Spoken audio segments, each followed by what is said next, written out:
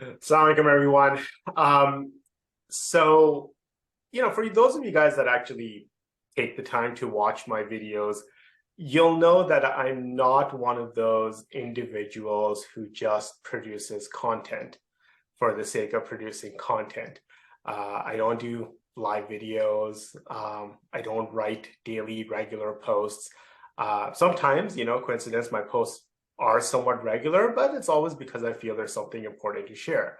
And so when I do create videos and do record conversations such as the one that I'm about to have with Sister Sana, and I'll bring her to introduce herself in a minute. I really do want each and every one of you that are watching to understand that this is something that I absolutely believe in. I think it's important, and I think it's an important message for me to share with each of you. So, Assalamu alaikum, Sana. How are you? Walaikum salam. Good, good. How are you? Good, good. Thanks for joining me. So, I'm going to give a little background about why we're having this conversation, and then we'll kind of see where the conversation goes. Yeah, sounds good. Yeah, all right, awesome. So, I actually haven't been on Facebook quite a bit. I kind of feel like I haven't touched like I've touched it here and there, but I actually haven't been on since almost like November or December. So it's been a while. I think if you go through my posts, there was like a post I wrote somewhat recently, and then there was something in Feb, and then there was something in December.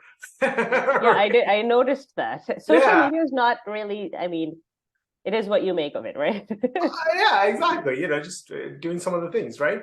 But I was going through my feed and I noticed your post that you made recently about how you are on a volunteer basis traveling to Bosnia Yes, yes, I to am.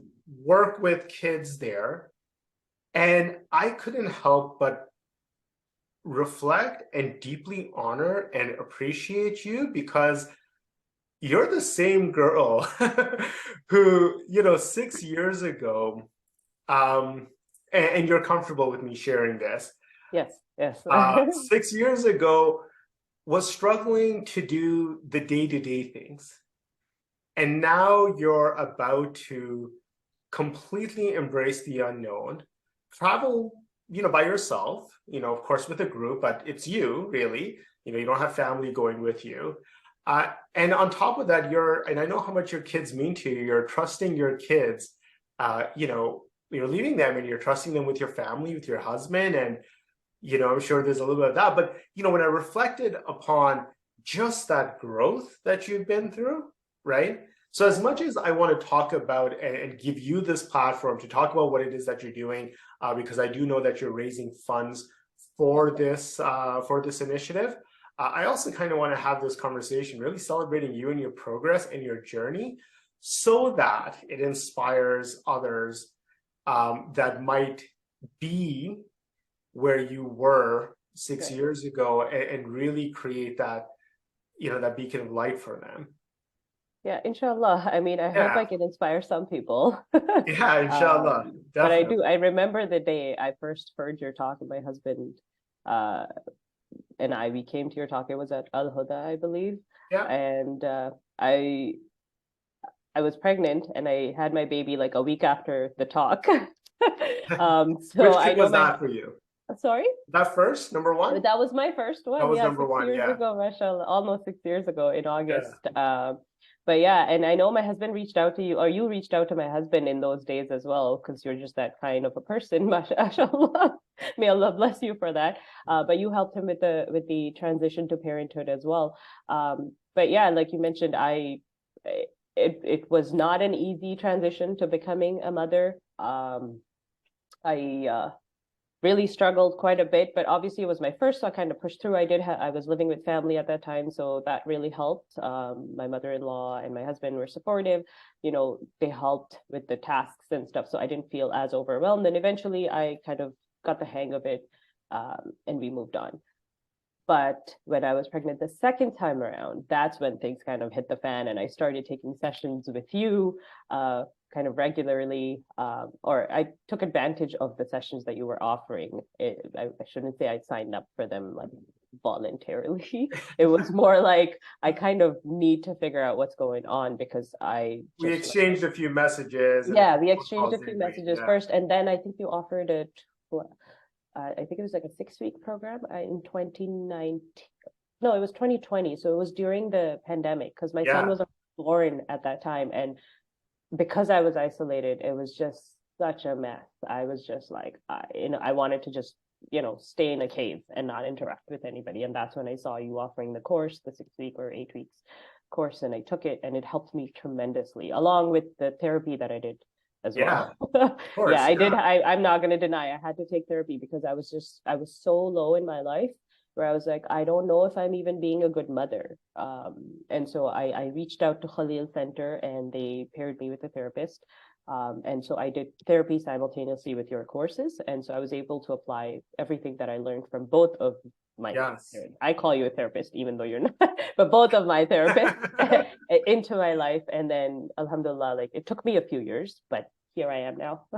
Yeah, yeah, no, absolutely. And of course, and that's one of the conversations I want you to be having is that look, we need help, all of Right. us, right? Yep.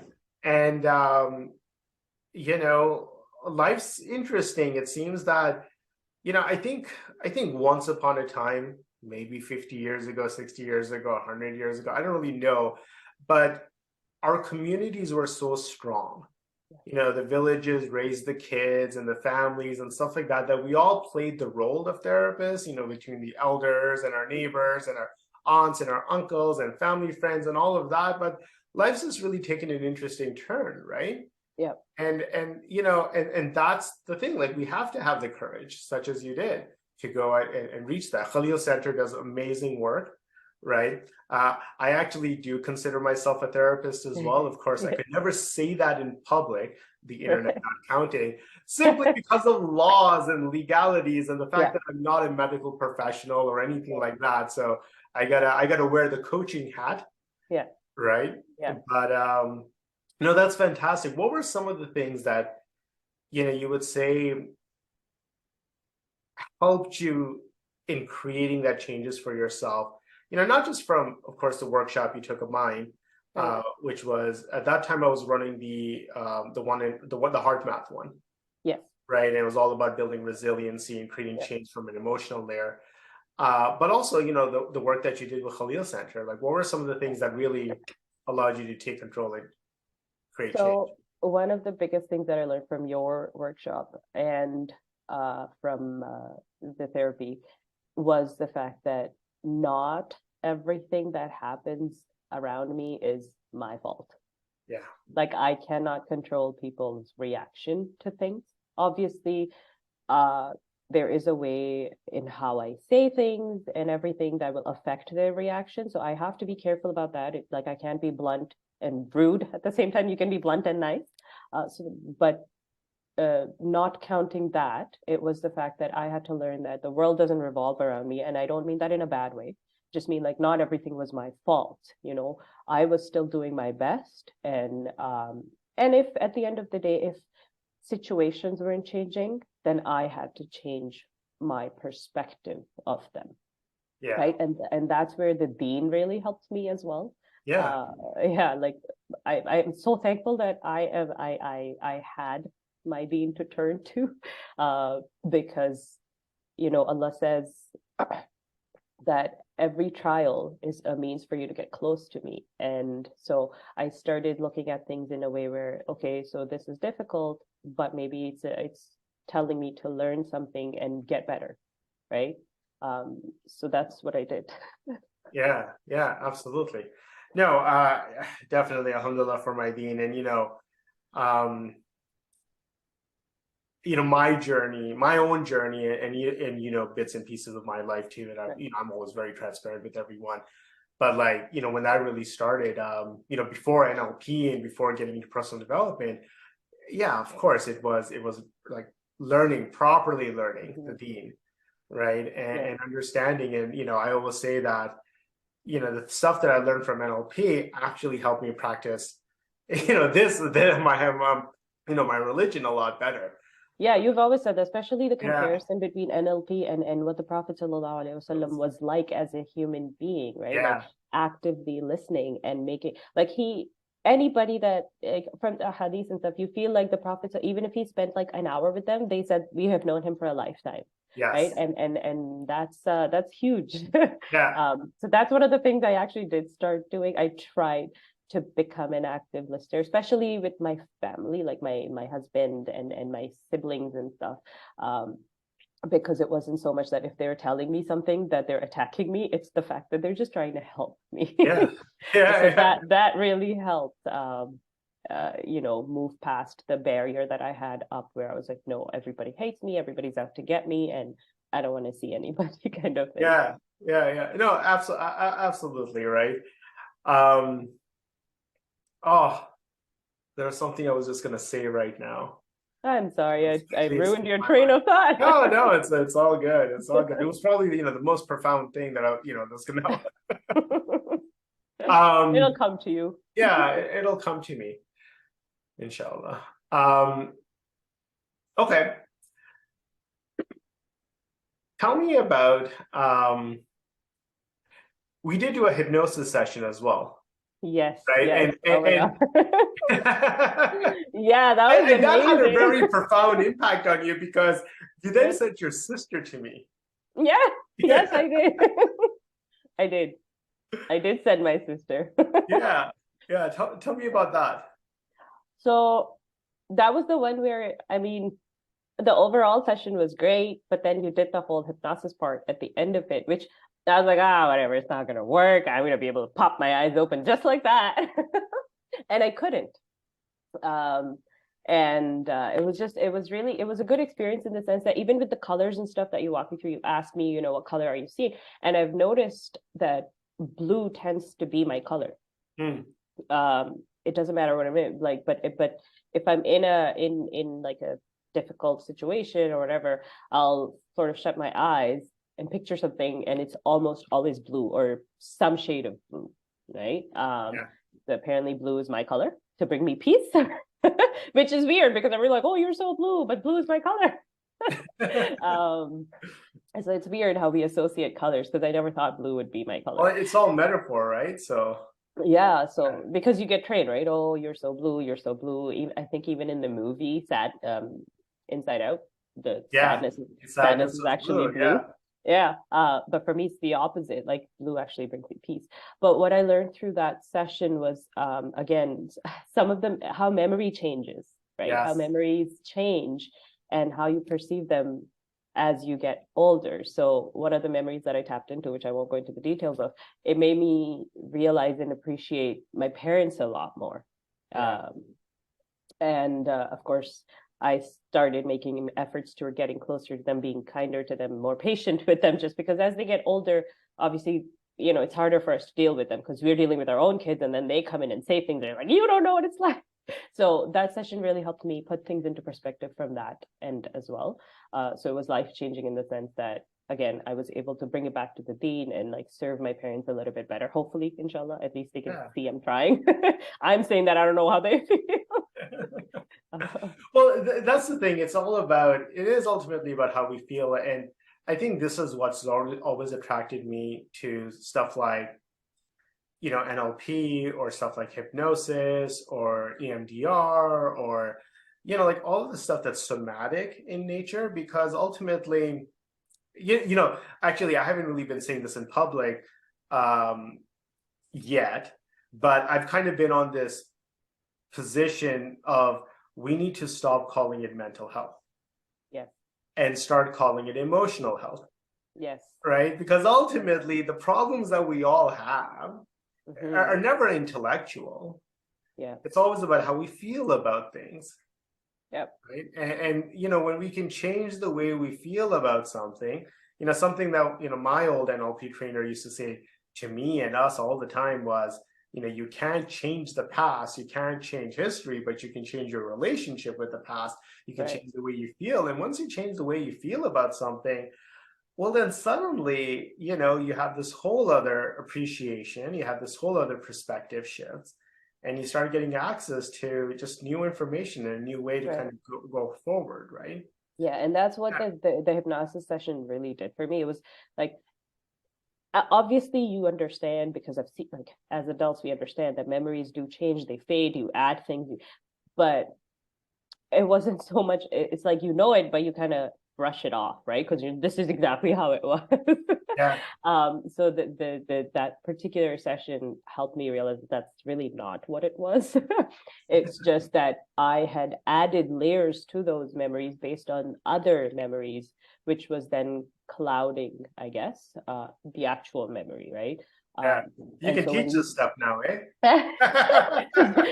no, but that's just how I felt at that Yeah, moment, yeah, right? yeah. So, Well, you're so bang on. so You're bang. when that cloud was removed, that's when I was able to see the actual memory for what it was, and I was like, oh, well then, right? So, and then I've been able to sort of not necessarily always, because obviously when you're in like a very stressed state, I at least can't yet get there really quickly. But if Sure. I've had a couple of days to like calm down and go back and think about things, like really serious things, then I am able to do that same thing by myself now, where I'm like, okay, no, that's not what happened, right? Yeah. This is what it was. So actually taking the facts without the emotions involved, because that's what basically you're supposed to do.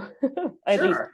to Yeah. me, that's Yeah, what it yeah, is. yeah, yeah. Fantastic, fantastic. And and add to that the ability to create emotions that are good, right? That are resourceful, right? Right. Um, it makes life a lot more fun. So speaking of making life a lot more fun, um, tell me about how this initiative that you're doing, like how did that come to pass? So my sister actually shared the initiative with me. She was like, "Hey, I want to go." I was like, "Oh, if you are gonna go." My I thing was that if you're gonna go, then I'll apply. Okay. And she's like, "Okay, cool, I'll apply." Um, but then I didn't hear from her for like a week. But I sent in my application because I was like, "Oh my God, Elise, this is happening!" And he's Yeah. like, and when I told him, he's like, "Yeah, I think you really should, even if your sister can't go, because this is something you've always wanted to do. You've always cared about certain causes, and this is one of them, like helping orphans and doing just communal work, right?" So he was like, "You should apply, even if your sister doesn't." I was like, "No, no, no. I'll apply, but I'm not gonna go if she doesn't go." Yeah. So I applied. Uh, and then somehow there was a glitch while she was applying and her application didn't go through, and I was like, oh my God, what do I do now? But where there's a will, there's a way. I was able to contact Islamic Relief Canada, and they were kind enough to accept my sister's application. Okay. Nice. So she is coming with me, Okay. but she's my twin, so I don't really consider her like she's attached to me all the time, so it's like I'm still going solo because she's a Yes. part of me. Yeah, absolutely. she, every time we go somewhere together, it's always like we're going alone, because for us family is like parents and siblings and kids, but if it's just the two of us, we're still solo. Got it. So she's the one who sent me the link, and then we applied. And Bosnia, as soon as I saw Bosnia, I was really like, I was excited because Bosnia came on my radar about 2 years ago when I was advocating for another country, which I won't name because then Facebook algorithms will destroy our video. Sure. Yeah. So that's when Bosnia actually came on my radar, because it has a very deep, rich Muslim history that isn't really talked about, or not even in our Muslim community, right? Yeah.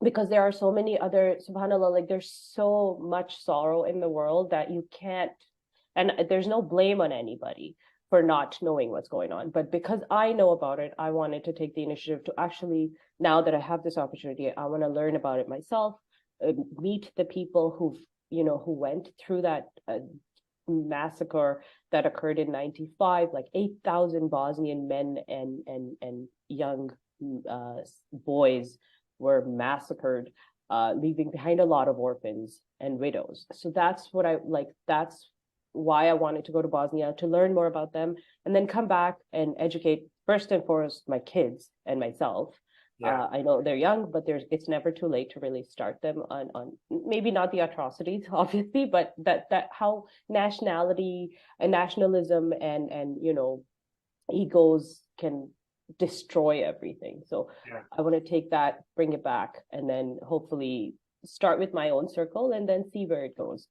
Yeah, yeah, no, absolutely. And you were telling me that, in terms of the initiative, because this is through Islamic Relief, they're the ones Yes. driving the one, Yes, like, Islamic Relief Canada, and yeah, it's called the Inspire program. okay, And so what I found interesting was I was wondering why it's called Inspire, because I was like, are we going to inspire the people we're yeah, going to work with? Or so when we did our training, they explained that, they call it Inspire because they actually want to inspire the volunteers who are going. yeah, It's not, and they, they repeated that so often in the training, which makes sense now. It's like when you go, you're not going to help them because you learn from them just as much, if not more, uh, than you teach them, right? So you're spending time with the, or so we'll be there for about 10 days, but 2 of those are for travel, so technically 8 days, and 5 of those days we're going to be spending running a summer camp for the orphans that we are going to be sponsoring through the donations. And then the other 3 days, we'll be actually looking at some of the long-term projects that Islamic Relief has invested in for sustainability. So we will be looking at those programs to see what the impact has been of the donations that we're making, and obviously some history as well of what the people suffered and some of the local organizations that they started to sort of overcome the challenges that they face. Um, so that's what the program is. And so they said, we call it Inspire because we want to inspire you to then come back to your local communities and help those who are struggling, or even yourself, if you have the initiative, to then come back and give to your local communities for humanitarian causes. So if yeah, you have an organization here that you care for, but you didn't have the leadership skills, now, inshallah, you'll come back equipped with those skills to assist those organizations move forward, inshallah. yeah. Yeah, and that whole thing, I think you'll be, I absolutely love it, right? Because a number of years ago, I actually did an NLP modeling project, which, just so Okay. you understand what that is so one of the things that NLP actually is how does someone do something? Right. Like, where does a behavior come from? Where does an ability come from? And, now I remember that profound thing that I was going to say, because it ties into this point. Um, often people that meet me, and I say this with all humbleness, right? People have a lot of praise for me and my character, and I do my best to be sincere. I do my best to be genuine, right? And so, I have a good reputation Alhamdulillah. amongst those that get to know me, and it's coming straight from the heart. But my secret weapon is the fact, and we were sort of talking about this already, is I'm just doing my best to model after the prophet. So that was sort of like all of his stories, all of his ways that, and we know so much about his character, about his interaction, about even his enemies would trust him with their wealth and stuff. Yes. Which is fascinating. Which We're is, like, we I don't know, believe the exactly, message, like but they're here, plotting to watch ours. kill him. Yeah, they know that they're wealth. If they had to go away for on a journey or something, it's going to be safest in his hands, right? Yeah. So and so just talking about modeling, it's really eliciting and really learning so that you can sort of acquire that. And I did a modeling project, and I'm not going to name her just because she's actually quite well known in Mississauga, especially, and the GTA community. But she's an individual who does a lot of advocacy work, and a lot of work overseas as well, right? And she's a lot of homegrown projects have, she was sometimes even the hidden character no one really knows. So I had the opportunity to actually I think I spent almost like 8 to 10 hours over periods of days just interviewing her and modeling empathy. Right. And 2 things came out, which I want to share with you, because it speaks to what the Inspire program is all about. The first point is she actually defined empathy as something that necessitates action, Right. meaning that if you don't do something, you don't actually have empathy. Right. Empathy necessitates action, right? And so I found that, and that's why for Yeah. her, there's a lot of action, a lot of action, Right. right? Yeah. Yeah. And so as I was kind of going and getting deeper into the model, the questions are like, what creates someone like you? Right. And she said a big part of that was that awareness and that education, Right. right? And when she was younger, she had someone, I think it was a cousin of hers, Right. who, from Pakistan, just showed her a lot of what was actually going on, Right. right? Like actually going on.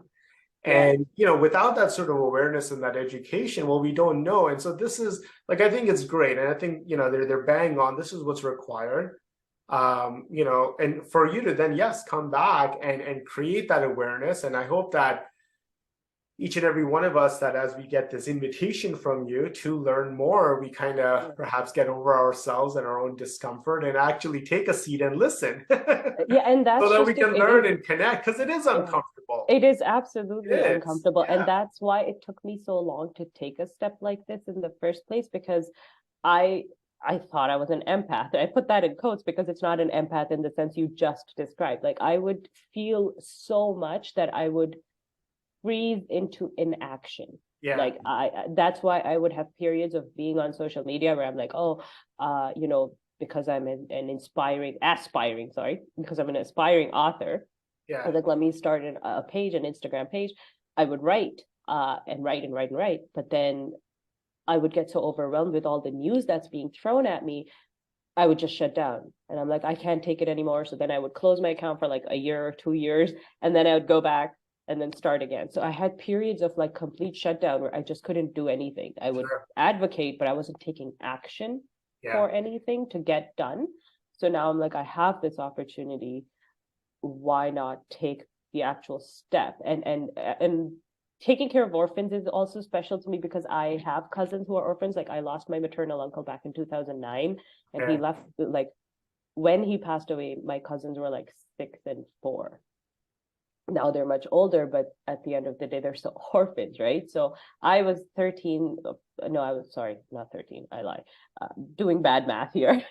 Math is not my forte, but I was in my 20s when he passed away, but still not steady on my own feet to actually be able to help in any significant way, right? So again, now I have my own kids and I have the opportunity to go work with orphans. Not I don't like using the word help because again, we're not helping them necessarily. We are just working with them to equip them with the tools and stuff that they may need, right? Sure. And so I was like, I'm now alhamdulillah at that stage where I'm like, okay, I can do this because I've felt so much that now I'm like, okay, now I can't just sit and do nothing. I Yeah. have to do something about it. And like alhamdulillah that my sister was able to send me this opportunity, and then I was able to actually get into the program because I'm sure people try and can't make Yeah. it, but How many people are that's going not to total? say, sorry, How many people are going I total? believe 28 or 30. Oh, wow, it's not a There's large group at all. so Yeah. two cohorts. They take two cohorts for the month of July. So for the first 2 weeks and then the second 2 weeks.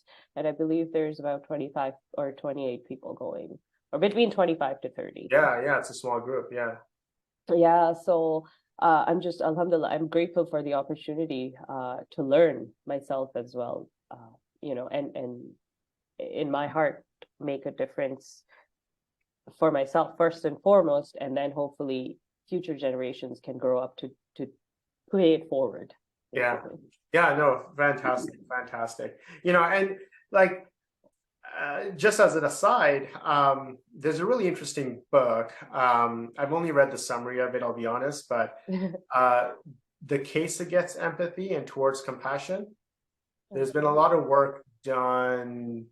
I guess it's kind of old now, but Even during my time as volunteering with Nasiha, one of the things that I used to teach when I had the opportunity to train the counselors was, as counselors, we actually don't want to be having empathy, Right. right? And I think you might remember that from the course, right? Yeah. And that's because, if I'm modeling empathy or if I'm having empathy and the other person's coming up to me with, emotional issues, well, now we've got two people with emotional Right. Yeah, stuff and no 100%. Yeah. solutions, right? But compassion, I find, is very powerful, right? Right. I mean, Allah is Ar-Rahman Ar-Rahim, the most Right. compassionate, right? And so Yeah. definitely something we want to model. But compassion is something that allows us to move into action Right. without the being weighed down ourselves Right. with emotion. It's an interesting sort of nuance there. So Yeah. something for you to reflect upon, perhaps. Okay, so you've got a goal of $3,500, and I'm Yeah. sure everyone that's watching this is they're going to donate something, right? Right. Even if it's 20, $50, right? They're going to donate something towards this. Um, so where's that money actually going? Right. Very good question. That's something we all asked during our training as well, because it's obviously it's an important question for the donors. And we understand that. Islamic Relief understands that. So anything and everything that I raise is going towards projects in Bosnia. Not a single penny goes to me, or any of the volunteers. We are responsible for booking our own flights. You got to pay for getting there as well. We pay for getting there and coming back. Our stay is funded by Islamic Relief, but not from the funds I raise. They actually have a different bucket. So they're That money. sponsoring it out of their own pool. Yes, so they have their own. Yeah. Yes, so I guess I call them buckets. Like every organization has different buckets that they take money out of, right, for programs. So the Inspire program has a separate pool of funds that they take to then cover the expenses while we are there as volunteers. But anything that I raise or the rest of the team raises will go specifically first towards the camp, the 5-day summer camp that we will be leading and running. So basically any supplies, and they try to source supplies locally if they can, because obviously we want to support the locals as much as we can. So that and then mostly it goes towards sponsoring the orphans so they can actually attend the camp that we're running, right? Because they don't have the funds themselves.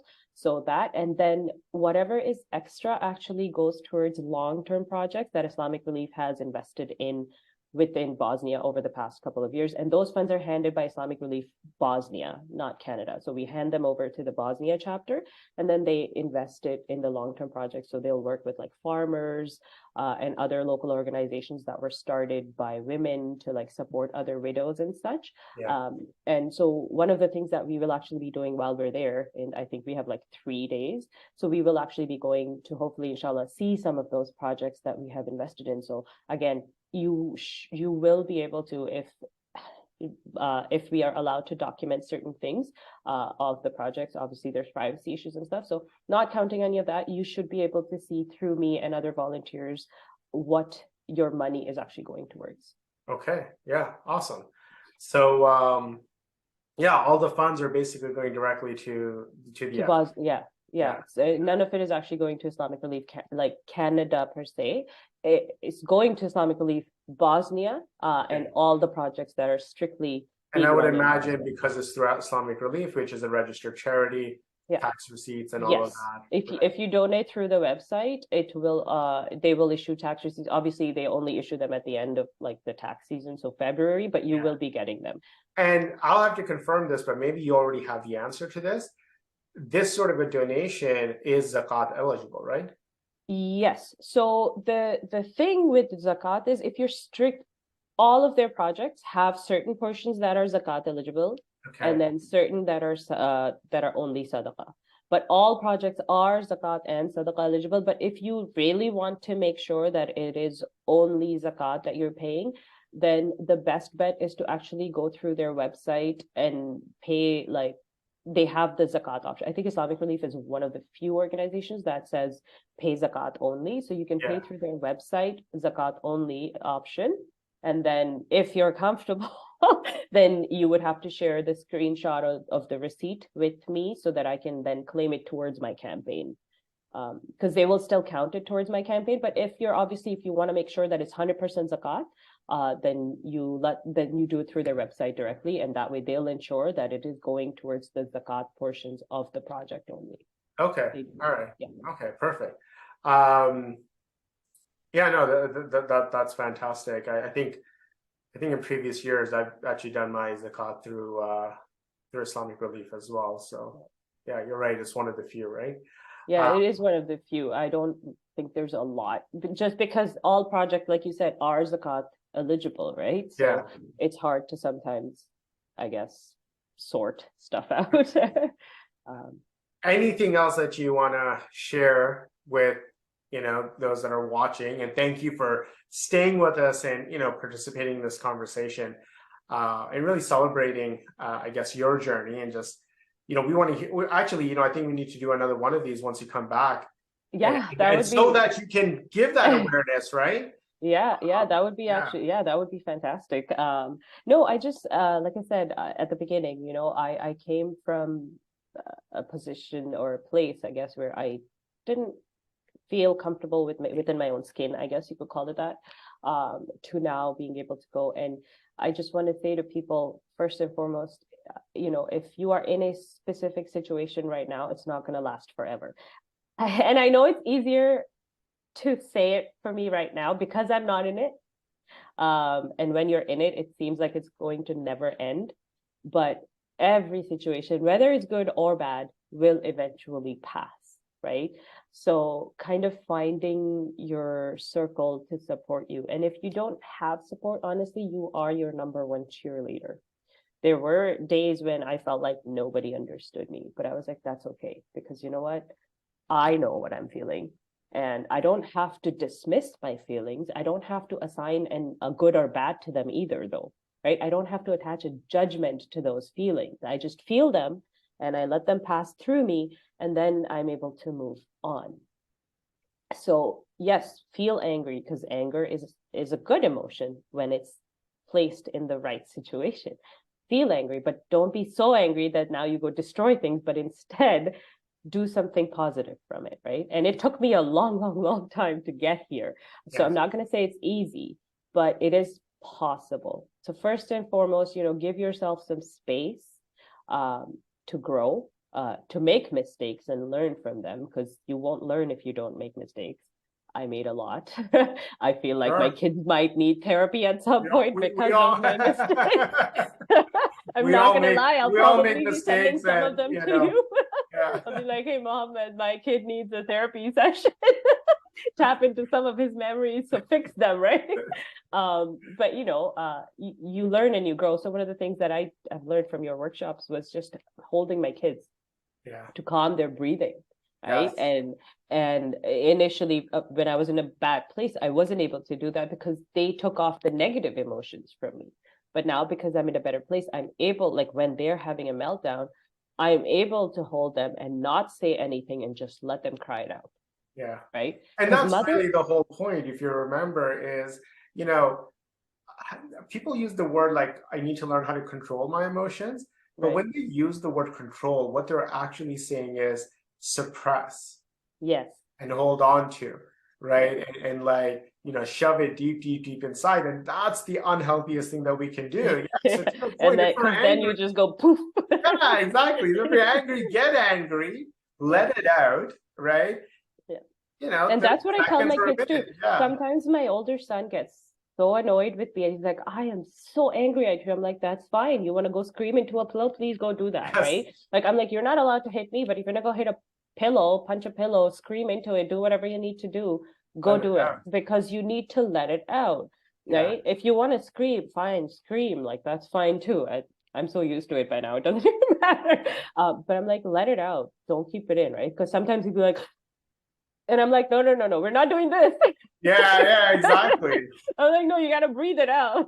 Yeah, I'm always reminding people, to breathe, and I'm always watching people's breathing, and that pillow thing is just so good. I remember a number of years ago, something was just off with my son. Right. And I know better than to try to talk to him about it. Especially because he's little, he's young. He doesn't even have the vocabulary to Yeah, actually articulate what's probably going on. So I just handed him a pillow and I said, scream into the pillow. And he looks at me like, why?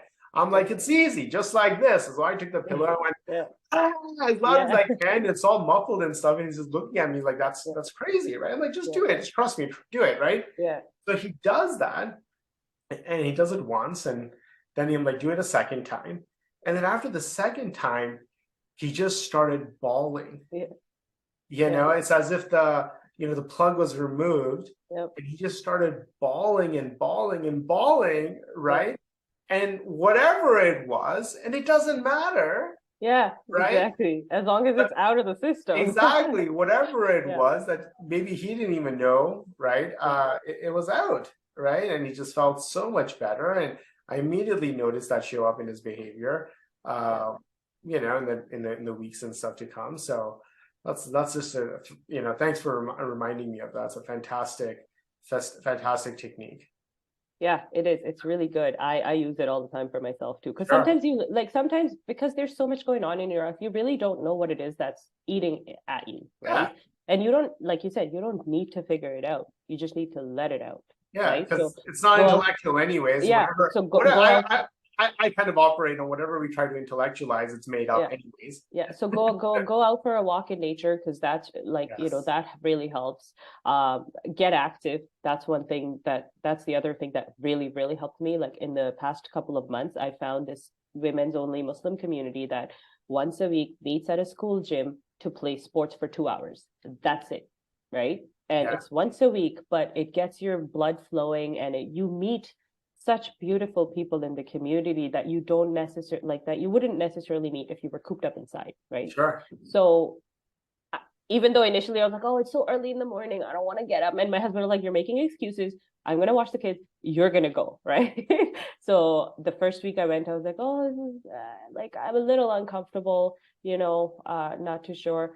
But then the second week and third week, I was looking forward to it after. I was like, oh, this is my day, right? Yeah, Like, so even if I had to make plans, I was like, okay, so we're not making plans until after 11 because I have my sports thing. yeah. So No, yeah, that's so fantastic. yeah, And that's so the thing we needed, and all this technology and stuff. I mean, I'm so glad. I mean, the pandemic really hit me hard, I'll tell you. yeah, But I'm so glad that in-person events is like probably going to be doing something in person, just to like get people together again, yes, yes. right? Yeah.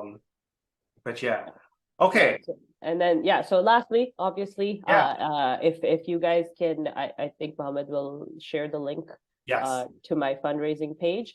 If you guys can donate, even if it's $5, any little dollar is going to help. And if you have any questions for me, feel free to post them in the comments or private message me, whatever is comfortable for you. I will answer them as best as I can. And when we come back, I'll either do a video myself or we can do an interview if Mohammed has time. yeah. Oh, I'll make the time. Absolutely, I'll make the time. But All yeah, right, thank you awesome. so much for generously donating your time right now to do this. Oh, no, for sure. And thank you and congratulations, really. Just what you're doing, of course, this is an important cause. We do need the awareness. But, we're all heroes. We have We to are. tap We're into all it. beacons of light. We really are, right? And, I wanted just to kind of take this opportunity to kind of let you share your light with everyone. Thank you. Just to add, sorry, I know I keep going on and on. Okay. But you just said that we're all heroes, and that's the other thing that was sort of holding me back too. The thought that I can't make a difference. Oh, and again, it doesn't have to be a difference to the macro community, right? Yeah. Even if you're changing your own heart, it's a big thing because once you have a good positive outlook on life, you can then teach it to others. You Just can one other person. and you don't even have to teach it like physically sit down and teach it. You just display it through your Well, we're character, natural like you said. modelers, right? Like you just become a model because Yeah. of who you are and what you are doing. And so again, this is like this whole project that I'm doing. It's like you said, it is for myself more than it is for them. Obviously, I want to help them with the funds that we raise. Again, I don't like using that word, but we want to do as much as we can with the money we raise. But I also want to come back and educate myself and others on how we can do it at a micro level within our community, within our homes first and foremost, and then outside, inshallah. Absolutely. So take that step, even if it is just locally, if you want to. So it's the month of Ramadan, for those who are Muslims, pack a bag of apples and a granola bar, keep it in your car. The weather's nice. It's not going to go bad, and hand it out to the homeless people or whatever it is, whoever it is that you see. We're not here to judge whether they are sincere or not. We're just here to give and do what we can. So hand it out, that's locally you taking a step instead of saying, oh, I can't do anything. So you have to start somewhere. It's the smallest things. It's the smallest things, right? And we have an opportunity every single day to completely change the path of an individual, right? Yeah. With the smallest of actions. Yep. Yes. All right, awesome. I guess that's it. Yeah, I think I'm done. I gave all the details that I needed to give. And like I'll I said, make sure the links go on this post. I think I'll put this on Facebook and YouTube, right? Yeah. Okay. So I'll make sure all of that's there, and maybe even if I'll tag you. Are you going to be posting kind of like things in the middle about how it goes? Or I'm hoping to do like shorter clips, just because I know not everybody's going to sit through a long interview. Sure, yeah. So I'll probably do shorter clips of what we talked about in terms of letting people know what the program is, what it's about, and why I'm doing it. Yeah.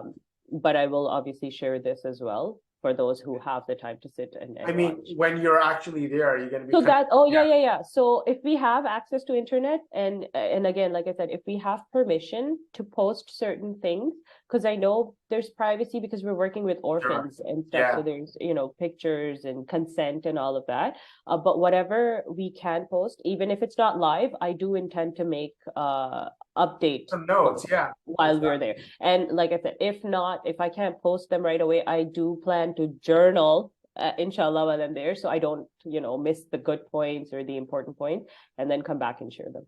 All right, awesome. Yeah, inshallah. Inshallah. All right, thank you, and thank you everyone for spending the last hour with us.